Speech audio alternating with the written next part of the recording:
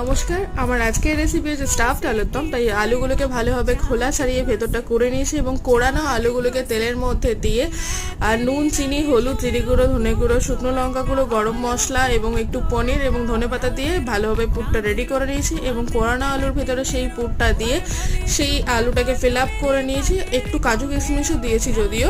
তারপর আলুগুলোকে ভালোভাবে ভেজে নিলাম।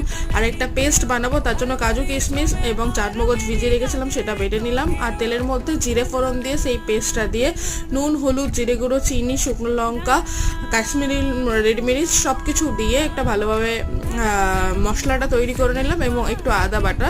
তারপর একটু দুধ দিয়ে দিলাম ভালো কালার আসার জন্য এবং গ্রেভিটা ঠিকঠাক হওয়ার জন্য। তারপর গ্রেভিটা রেডি হয়ে যাওয়ার পর ভেজে রাখা আলুগুলো এটার মধ্যে দিয়ে দিলাম এবং ভালোভাবে গ্রেভিটা একটু শুকিয়ে এলে ওপর থেকে গরম মশলা, ঘি এবং ধনেপাতা দিলেই তৈরি স্টাফড আলুর দম। নিরামিষ দিনে এই আলুর দম আপনারা লুচি পরোটার সাথে অবশ্যই খেতে পারেন।